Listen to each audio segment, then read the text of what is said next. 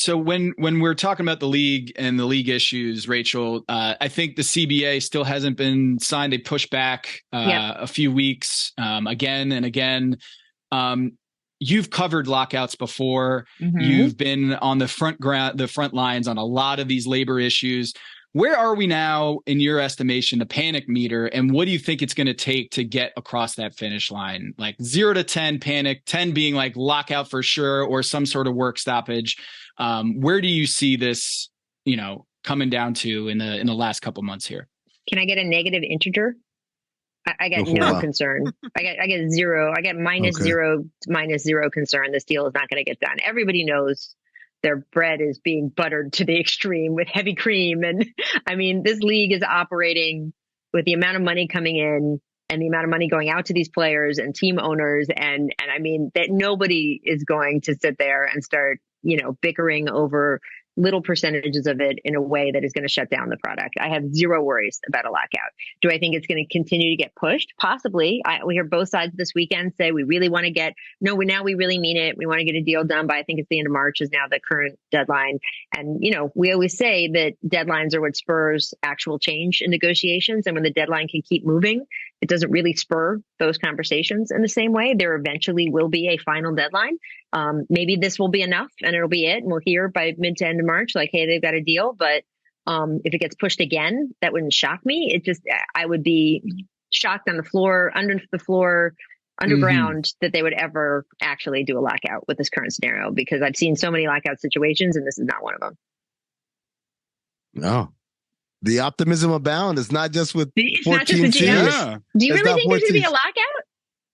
I don't know. I've learned never say never. You don't think there's going to be a lockout. I don't know. I don't know. I think I don't know. I think the owners are going to come in with an ask that is going to appear to be outlandish, because that's the history of this league, is that they come into this thing and they ask for something outlandish. We get work stoppage, and then the players bear the brunt because everyone just calls it a strike, even though it's a lockout. I mean, like, maybe part of my strong feelings here is that I just don't think that players can never win a lockout ever. Yep. They can never win a work stoppage ever. The other guys have more money. So to me, in the end, it doesn't help the players to ever get in that situation. So in the end, they need to just get the deal made. Don't you think? When have players won a work stoppage? No, they don't. You're right. They end up winning in the long run, right? Because the things that the owners think they want ends up biting them in the ass harder. But that's a different. No, sure. You don't need a work stoppage for that. No, sure. Right. But I think about, this is what I think about. I think about because this is how it always goes. It's never about something that's a big picture thing. It's all about an immediate concern, right? Once upon a time, the immediate concern was all these players are signing and trading. Right. They're leaving us in free agency and they're signing and trading, and we want to take that avenue away so that we can pay them more money to stay. Before that, it was all these players are signing these deals that are way too big. We need to put a cap on how much money they can make. And now I think the new concern is all these players are signing long-term deals and then demanding to be traded right after that. We need to take that away. And I think that's going to be a major concern from many, particularly these owners that have been scorned. They're going to go into this. They're going to make it a thing. I think the players are rightfully from their right to fight back on that, because when the opposite happens, when you sign a guy and you don't really like him, no one ever complains that the team traded him away, even though he thought he'd be there. So the players are rightfully going to fight back on that. But at some point, you're right. The owners are going to win, because not only do they have more money, it's only 30 of them. It's 450 plus of the other guys. And getting that kind of consensus is a lot harder. Also, you shut down any of these team businesses for a year, a lot of the owners, they'll be just fine. They've got other businesses. Yep. Some of these teams lose money, so they actually get a little salary relief if you shut down for a year. Player loses a year of his career. That is an entirely different situation. Yep. That is an unrecoverable resource. So I think that's one reason that ownership always has the upper hand in a work stoppage situation. They're better bankrolled. They have more money. They can withstand the losses more. But I do think that negotiations like this are always about leverage and who has it when. So I will say during a CBA negotiation, it is my opinion that the owners will always have more leverage and that they will always sort of dictate the terms of play, because a work stoppage doesn't hurt them as much as it hurts the players.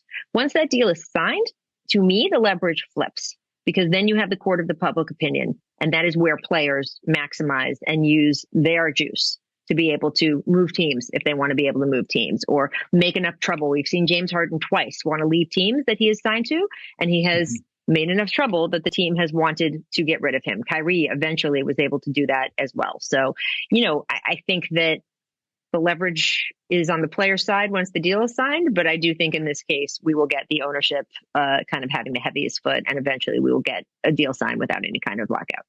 Rachel, let me ask you a question just within regards to that. Since the last lockout, we have a lot of new owners who weren't there the last time around. Yeah.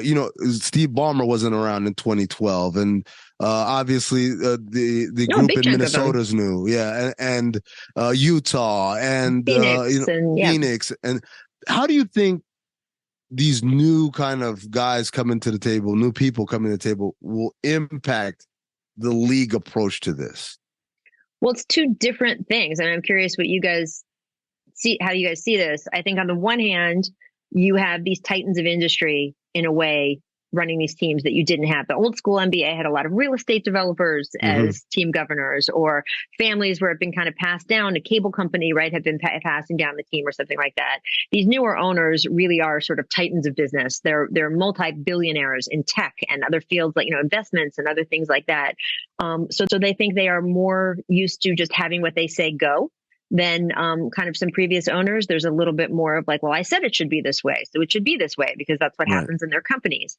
On the other hand, the sort of other side of the coin of that is I think they have more respect for the players than owners in past sort of generations. I think that this group of team owners sort of recognizes they're fans of these players in a way that maybe we didn't see with some of the previous ownership and management of teams. I think there's more respect for sort of what they do, and that they're not just sort of pieces of property for them to move around. So I think that on the one hand, they're a little bit more of, hey, what I say goes, and I'm that kind of manager of my business. But I do think there's a lot more respect among team ownership now to players than I ever saw earlier in my career.